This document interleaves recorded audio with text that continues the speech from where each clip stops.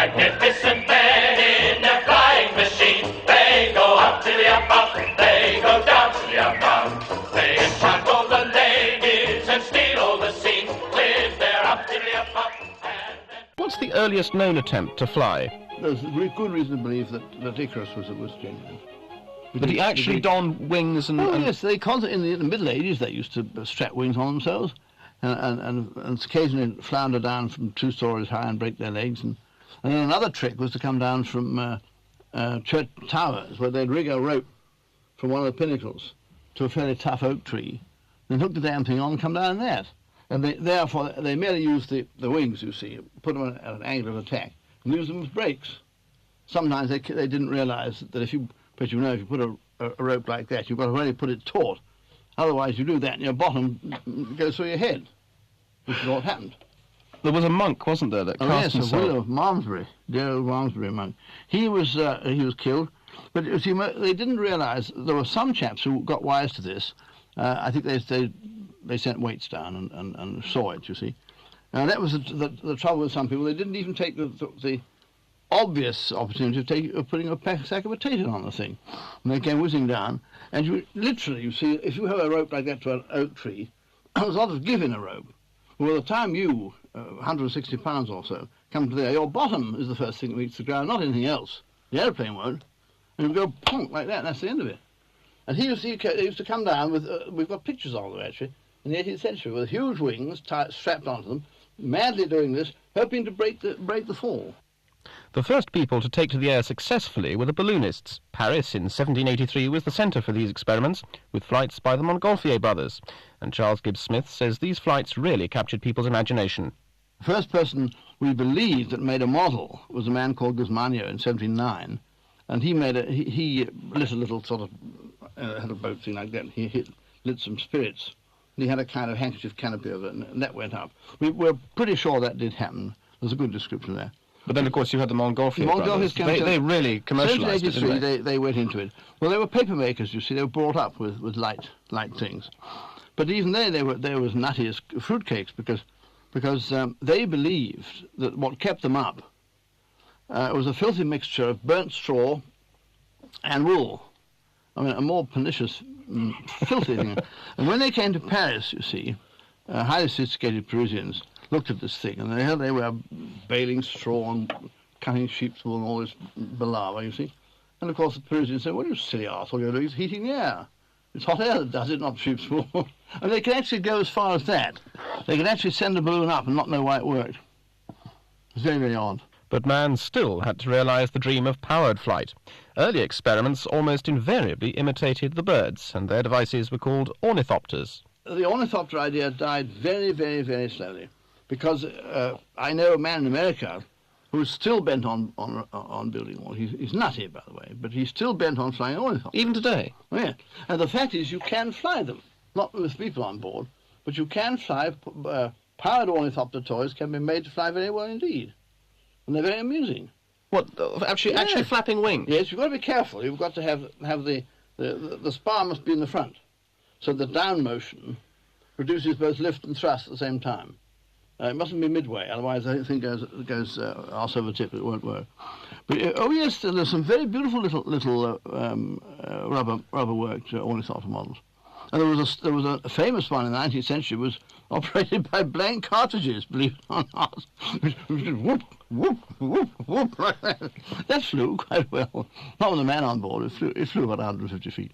Oh yes, but that was the very, very hard dying thing, the ornithopter. It went right the way through.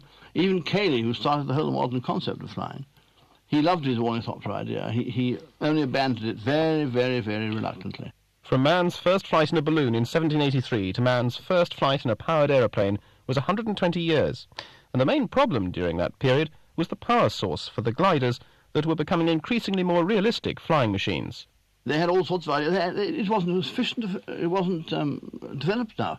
They had thought of rockets. They thought of all sorts of things. Steam. Maxim produced this wonderful steam engine. Well, Maxim wasn't the first, you see. After there was a steam-propelled airship in the 1850s. When it went 6 miles an hour, if that's what you'd call flying, but it went. It did go through the air. a most amusing thing, a rather charming thing. But then there was never actually a steam-powered aeroplane, there wasn't? Yes, even there though was. Maxim... Yes, that flew? Well, no, not the flew. Well, it got off the ground for about 100 feet and then flopped back again. Those magnificent men in their flying machine, they go up to the up, they go down to the down. They enchant all the ladies and steal all the scene with their up to the up, and their down to the down. Up, down, flying around, looping the loop and defying the ground. They're all rightfully keen, those magnificent men in their flying machines. They can fly upside down with their feet in the air. They don't think of danger, they really don't care. Newton would think he had made a mistake to see those young men and the chances they take.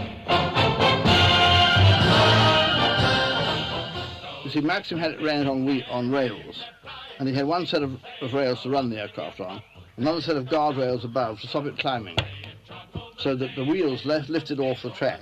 And they hit another set of They hit rails. another set of wheels, which unfortunately broke, and I finished that off. Then he gave it up. And then he was so annoyed that everybody's laughing on him. In 1911, he hadn't built anything since between 1894 and 1911.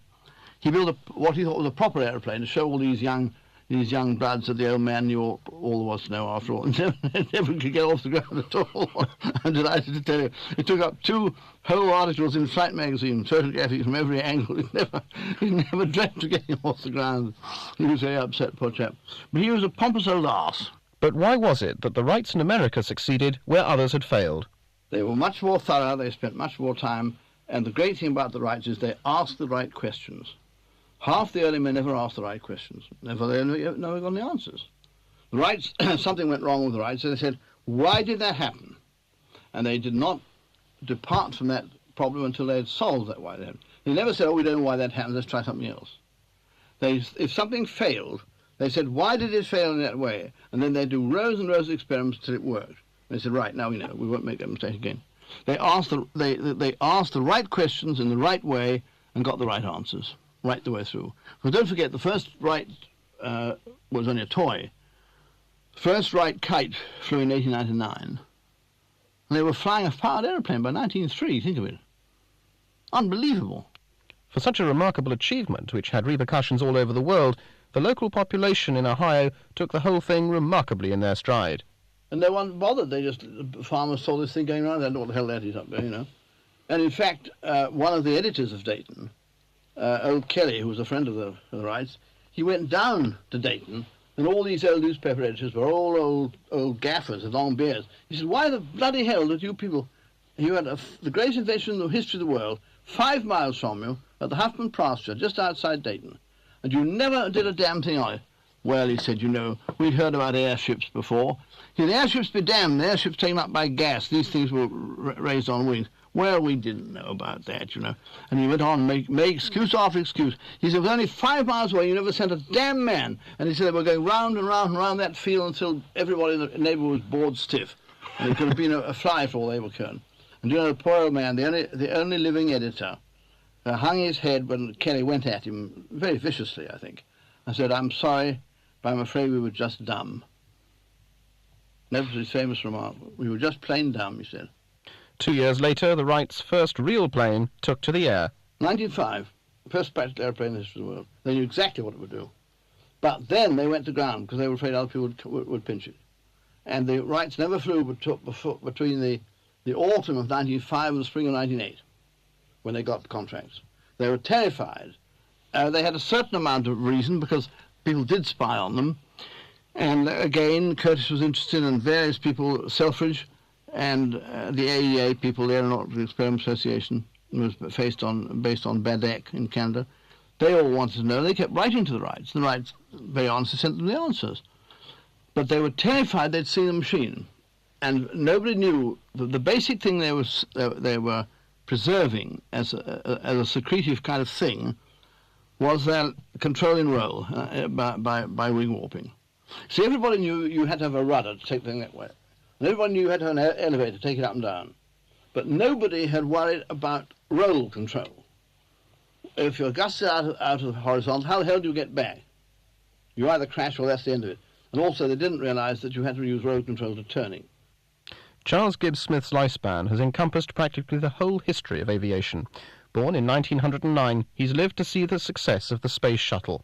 I've seen all flight acceptance. The aeroplane became a practical vehicle between 1903, when the first flight took out, and 1909, when the first public meeting of biplanes and monoplanes and everything else took place at Reims in Paris. And the people that launched the Reims meeting was the champagne industry for them, which I pay great tribute to in my books. The great drink industry absolutely launched the aeroplane, because all the prizes at Reims were given by the champagne companies, and they're all going today. You can tell them. We've got all the catalogue. Seeing the success of the shuttle must have been quite something then. No, that was absolutely one of the most thrilling things I've ever seen in my life. I saw every second of it 2 or 3 times, 3 or 4 times. No, it was marvellous. Where do you think man's going now in terms of flight? Well, the next thing is they'll use the aeroplane to build structures in space, quite definitely. They'll use it as a cargo ship, perfectly capable. They'll take things up, take structures up and build them together up there. They've already got drawings and all doing. It'll have to come without any question. It's only money and time now.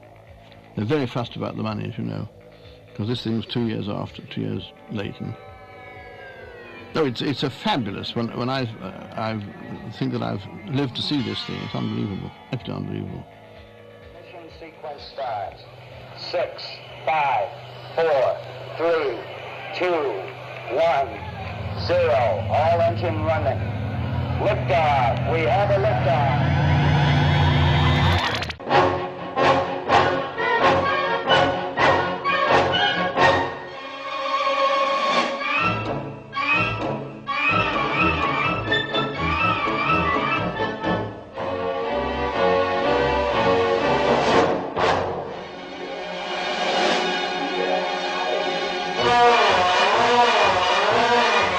Those magnificent